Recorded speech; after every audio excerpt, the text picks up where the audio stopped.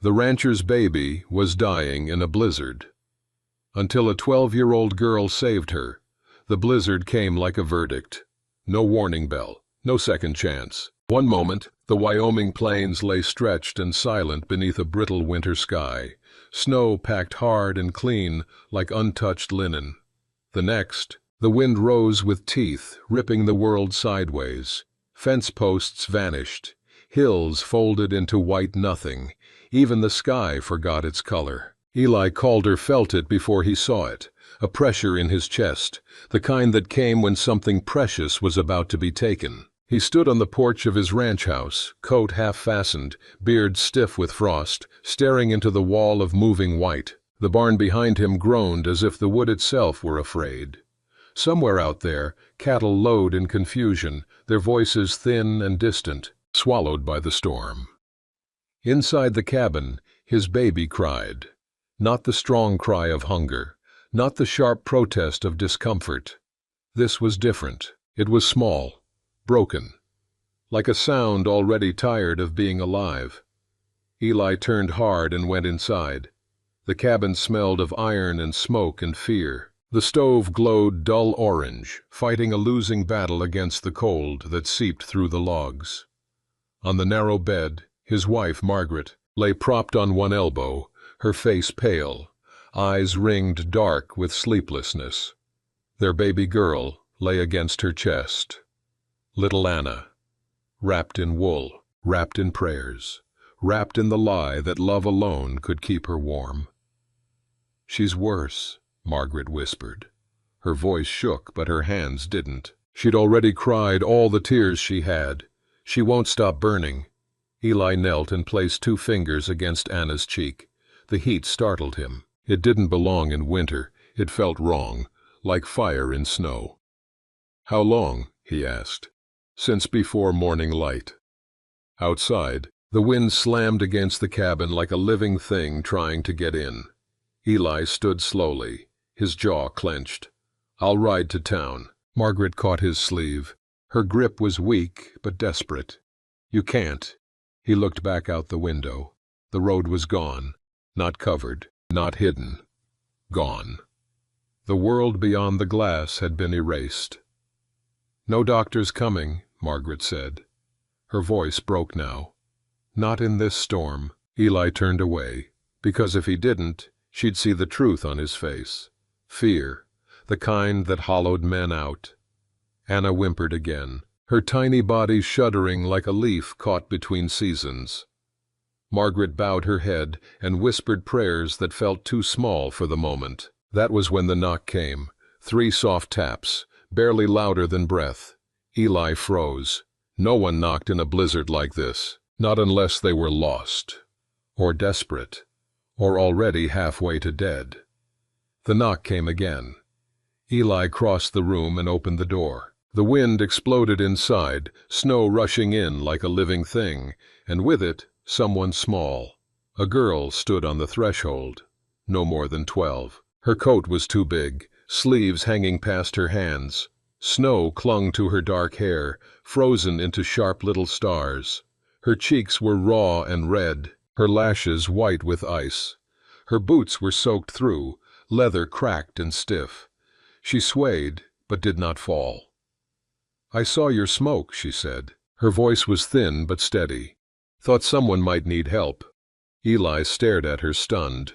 Behind him, Margaret lifted her head. "Eli, who is that?" The girl stepped inside before he answered. The door slammed shut behind her, sealing them into the moment. She took in the room with one glance, the bed, the baby, the fear hanging in the air. Her eyes locked on Anna. "She's sick," the girl said. Not a question, a knowing. Eli swallowed. "Fever." The girl nodded once, then reached for the small satchel slung across her shoulder. "I might be able to help." Margaret let out a soft, broken laugh. "You're just a child." The girl looked at her then, really looked at her. Her eyes were dark, serious, older than they should have been. "So is she," the girl said. The wind howled outside. Inside, silence fell. And in that silence, With death breathing close and time running thin, Eli Calder made a choice that would change all of their lives. "Come in," he said quietly. The girl stepped forward, and winter held its breath. The girl shut the door with both hands, leaning into it for a moment as the wind tried to take it back. When she turned around, snow slid from her shoulders and hit the floor in small, darkening piles. "I'm Ruth," she said. "My ma called me Ruthie." Her hands were shaking when she pulled her gloves off, not with fear, but cold that had gone too deep. Her fingers were cracked, red, angry at the world. Still, they moved with purpose. She crossed the room without waiting for permission and knelt beside the bed. Eli noticed something then. She wasn't looking at the parents. She was looking only at the baby. Ruth placed 2 fingers gently against Anna's neck, then her wrist. She closed her eyes and counted under her breath. Her lips moved silently, numbers slipping out like prayers meant only for her. Margaret watched, unsure whether to hope or stop her. "Fever's high," Ruth said at last, "but she's still fighting." Eli exhaled shakily. "Can you help her?" Ruth looked up at him, eyes steady, honest in a way that hurt. "I don't know," she said, "but I know how not to make it worse." That was enough. "Tell us," Margaret whispered. Ruth stood and shrugged out of her coat. Hanging it carefully on the back of a chair like this was any other afternoon. "First thing, don't bundle her tighter. Fever needs room to breathe." Margaret hesitated, then slowly loosened the blanket around Anna. "She'll get cold," she said. "She's already burning," Ruth replied gently. "Cold isn't the enemy right now." She asked for clean cloths, for water, not hot, not icy, for the stove to be turned down, just a touch. Eli did everything she asked without question. Ruth soaked a cloth, wrung it out, and laid it across Anna's forehead, then her chest. The baby whimpered weakly, her tiny fists clenching and unclenching. Ruth leaned close and began to hum. It wasn't a song Eli recognized. No words, just a low, steady sound, like wind moving through tall grass, or a heart remembering its rhythm. Anna's breathing slowed. Margaret covered her mouth, tears spilling silently. Outside, the storm screamed. Inside, something fragile held. "How did you learn this?" Eli asked quietly. Ruth didn't stop humming. "My little brother," she said. 2 winters ago. Fever took him anyway. But not before my ma taught me everything she knew." Her voice didn't break, but something behind her eyes did. The hours stretched long and heavy. Ruth changed the cloths again and again. She checked Anna's breathing, her color, her tiny hands. Once, the baby's fever spiked suddenly, her cry sharp and thin, and Margaret sobbed openly, clutching Eli's coat like it was the last solid thing in the world. Ruth didn't panic. She reached into her satchel and pulled out a small bundle wrapped in cloth, dried herbs, crushed carefully between her fingers. "This might help," she said. "Or it might not, but it's what I've got." Eli's voice was rough. "Do it." Ruth mixed the herbs with warm water, testing it on her own skin before dipping a finger in. She touched a few drops to Anna's lips. The baby gagged once, then swallowed. Time stopped being anything Eli understood. Then, slowly, Anna's cries softened. Her body relaxed. The burning heat eased, just enough to feel like a promise. Ruth sagged back on her heels, exhaustion finally breaking through her small frame. Margaret reached out and touched Anna's cheek. "She's cooler." Eli sat down hard, his legs no longer holding him.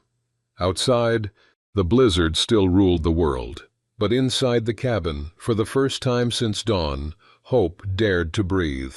Night did not fall so much as it settled. The blizzard dimmed the world until time itself seemed to blur. There was no clear dusk, no clean edge where day ended, just a slow thickening of dark pressed against the cabin windows like a held breath. The wind did not rest. It circled the house, testing it, slamming one wall, then another. It slipped down the chimney and moaned through the cracks between the logs, a sound like something grieving. Inside, the cabin glowed dim and amber, Anna slept. Not deeply, not yet, but she slept. Her breaths were shallow but steady, each one a fragile thread holding her to the world.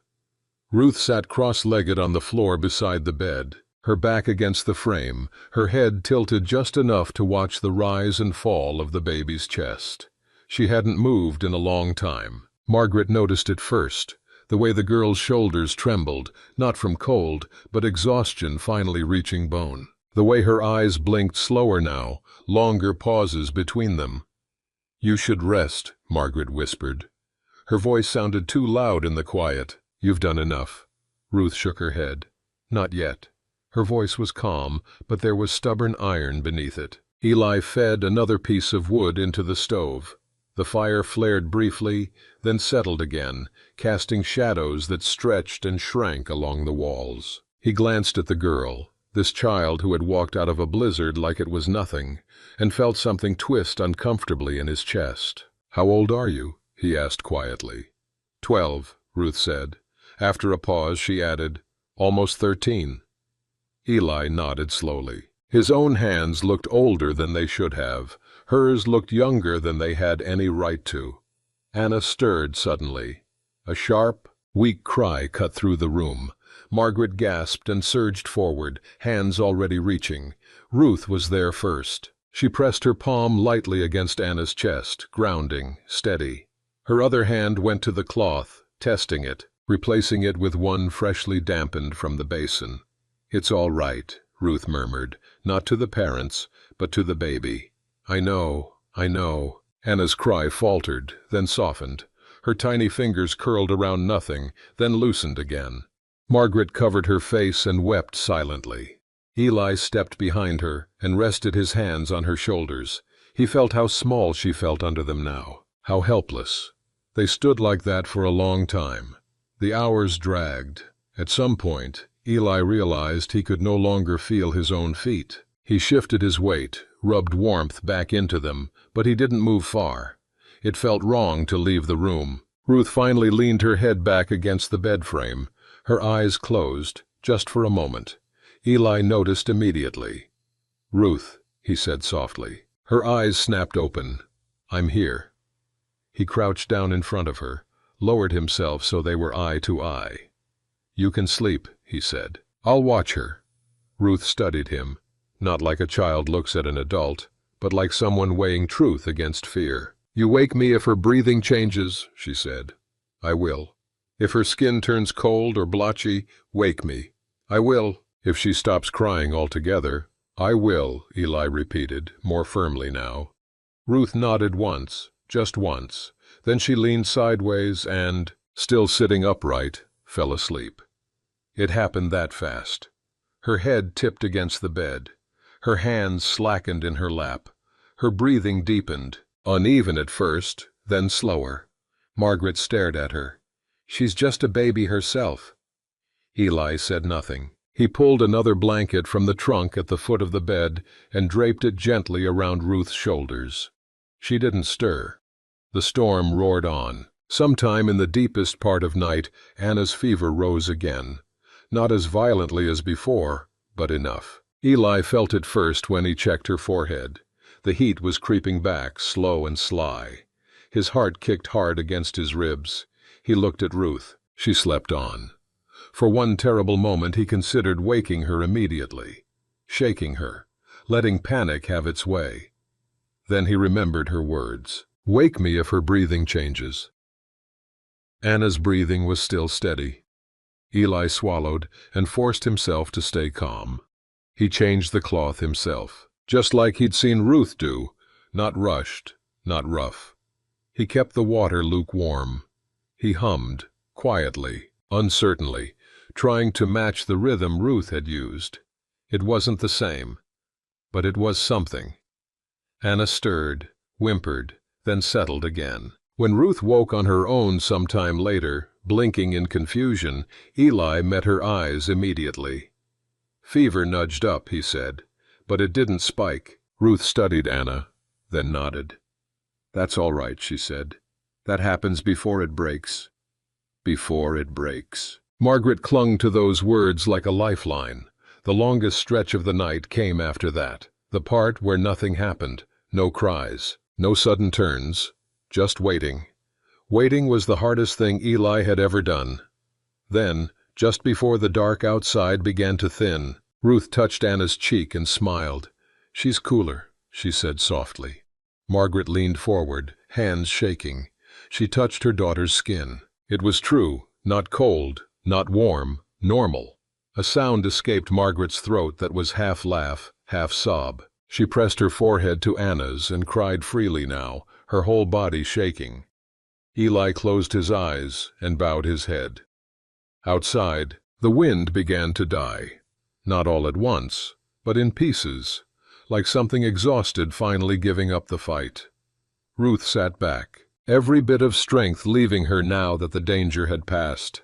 She wiped her nose on her sleeve, embarrassed. "I think she's going to live," she said quietly. Margaret reached out and pulled her into an embrace without thinking. Ruth stiffened at first, startled, then melted into it, her small body folding in on itself as she finally let herself be held. Eli watched them both, his chest tight, his eyes burning. The storm had come to take something from him. Instead, it had delivered a miracle. And a 12-year-old girl who knew how to stand in the cold and not turn away. Morning did not arrive with light. It arrived with quiet. Eli noticed it when he woke slumped in the chair beside the stove, his spine stiff, his neck aching. The sound that had filled the night, the relentless howl, the clawing wind, was gone. Not faded, gone. The cabin felt different without it, larger, almost hollow. He stood slowly and crossed to the window. Frost still webbed the glass, but through it he could see pale gray sky and a world buried deep beneath snow. Fence posts leaned at odd angles. The barn roof was half swallowed. Drifts rose higher than the window sills, smooth and innocent looking, like the storm hadn't nearly killed anyone. Behind him, Anna slept, deep now. Her breaths were even, warm fog blooming softly in the cold air. Margaret stirred on the bed, lifting her head when she saw Eli at the window. Her eyes were red and swollen, but there was color in her cheeks again. Life had crept back into her. "She's still cool," she whispered. Eli nodded. "She made it." They stood there in silence for a long moment, listening to the stove crackle and the quiet settle around them. Ruth slept curled on the floor beside the bed, the blanket pulled up to her chin. In sleep, she looked younger somehow, her brow unknit, her hands slack, her mouth parted slightly like any other child. Margaret watched her with something close to awe. "She walked through that storm," Margaret said softly. "Alone." Eli followed her gaze. "Some people learn early how to walk through worse." Margaret nodded, then hesitated. Where will she go now? Eli didn't answer right away. The day crept on slowly.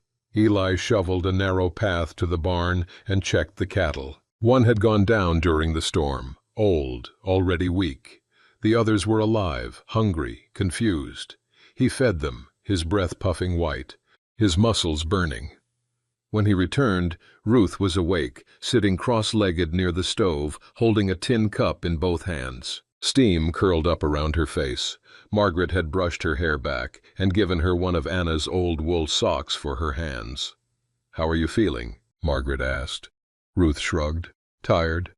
"You can stay as long as you need," Margaret said. "Storm like that, nobody expects you to go anywhere." Ruth glanced at the window, then down at her cup. "I was supposed to reach the Miller place," she said. "My uncle sent me. They're expecting medicine." Eli frowned. "Miller place is 3 miles east." Ruth nodded. "Through trees. Snow won't drift as bad there." Eli shook his head. "Not today, not alone." Ruth's jaw set. "They might need it." "So do you," Margaret said gently. The girl didn't argue, but she didn't agree either. That afternoon Anna woke and cried, not weakly this time, but with full, offended lungs. Margaret laughed through tears and held her close, rocking her gently. Ruth watched from the corner, a small smile tugging at her mouth. "She's strong," Ruth said. Margaret nodded. Because of you. Ruth ducked her head. Because she wanted to be. Eli studied her from across the room. You didn't have to knock, he said quietly. You could have kept walking, could have turned back. Ruth looked at him. Smoke in a storm means someone's fighting to stay warm. My ma said you don't ignore that. Your ma taught you a lot, Eli said. Ruth's smile faded slightly. She had to. Night came again, but this one felt different, softer, safer. They ate together. Simple food, nothing fancy, but Ruth ate like someone who hadn't had a full meal in a while. Margaret noticed and slid more onto her plate without comment. Later, as Anna slept again, Ruth stood near the door, her coat folded over one arm. I should go in the morning, she said. If the trail holds. Margaret's throat tightened. You don't have to. Ruth met her eyes. I know. Eli stepped forward. I'll take you. Ruth blinked.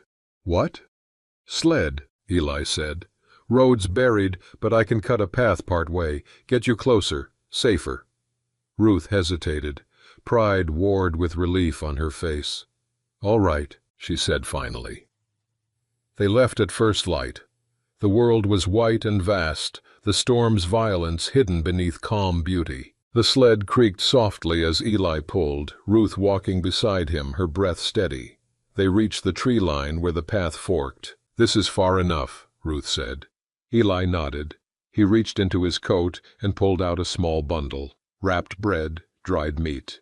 For the road. Ruth accepted it, then surprised him by stepping forward and hugging him, quick, fierce, gone before he could react. Thank you, she said. For what? He asked. For letting me help. She turned and walked into the trees, small figure swallowed by white and shadow. Eli stood there longer than he needed to. When he returned home, Margaret was waiting on the porch with Anna bundled in her arms. She left? Margaret asked. Yes. Margaret swallowed. Will we see her again? Eli looked out at the path disappearing into the trees. I think so. Winter lingered long after that, but it never felt quite as cruel. Because sometimes, Eli learned, the storm doesn't come to take. Sometimes it comes to reveal what survives. Winter loosened its grip slowly. Not the way people like to remember it later, with clean endings and sudden thaws, but the honest way. Nights still cut sharp. Snow stayed piled along fence lines. The world remained quiet, watchful, like it wasn't sure whether to trust peace yet. Anna grew stronger by the day. Her cries came loud now, demanding, full of offense at the slightest delay in warmth or milk. Margaret laughed more easily. Color returned to her face. She slept again. Eli watched it all with the careful awe of a man who had nearly lost something irreplaceable. Some nights, when the fire burned low and the house settled into its familiar creaks, he thought of Ruth. He imagined her small figure moving through the trees, boots crunching softly, breath steady. He wondered if the Miller place had needed her as badly as they had. He wondered who had taught a child to carry so much calm into chaos. Weeks passed. Then one afternoon, as winter light slanted long and pale across the snow, Eli spotted movement near the fence line. A girl, smaller than the drift beside her, dark hair tucked beneath a knitted cap, a satchel slung over her shoulder. Eli didn't run. He just stood there, heart thudding, until she came close enough to see. Ruth smiled first. You made it back, Margaret said later, her voice thick as she hugged the girl again. Ruth shrugged out of her coat. Told you I might. Anna lay on the bed, bundled and alert, her dark eyes tracking the movement in the room. Ruth stepped closer and leaned over her. Well, she said softly, look at you. Anna gurgled. Ruth laughed, short, surprised, real. That night, they ate together again. Simple food, shared warmth, the kind of quiet that didn't need filling. Ruth stayed. At first, it was just until the roads cleared, then until spring came fully, then until it stopped being a question. She helped Margaret with chores, learned the rhythm of the ranch. She read by the fire at night, her boots drying nearby, her satchel always within reach. Eli noticed how she moved now, still careful, but lighter, like someone who had learned she didn't always have to be the strongest one in the room. One evening, as winter finally began to release the land, Ruth sat on the porch steps, watching the snow melt into dark earth. "Why did you knock that night?" Eli asked quietly, settling beside her. Ruth thought for a long moment. "Because if I didn't," she said, "and something happened, I'd have carried that forever." Eli nodded. He understood that kind of weight. Spring came in fits and starts. The snow retreated, the cattle grazed, the land breathed again. Anna took her first steps in the soft mud near the barn, laughing as she fell. Ruth clapped and laughed with her, tears bright in her eyes. One night, as the fire crackled low, Ruth pulled something from her satchel, a folded piece of paper worn thin. "My ma," she said quietly. "She wrote this before she died." Margaret took it gently, reading the careful, uneven handwriting. "Teach what you know. Stand where you're needed. Don't turn away." Margaret looked up, eyes wet. "She'd be proud of you." Ruth swallowed and nodded. Years later, people would still talk about the blizzard. They'd talk about how the road vanished, how a rancher's baby nearly died, how a child walked through a storm no one else dared face. But Eli knew the truth was quieter than the stories. It wasn't bravery that saved his daughter. It wasn't luck. It wasn't even the storm breaking at just the right moment. It was a girl who knew how to listen to the cold and didn't let it decide who lived. Winter left its mark on that ranch, but so did Ruth, and some winters, no matter how fierce, leave behind more than they take.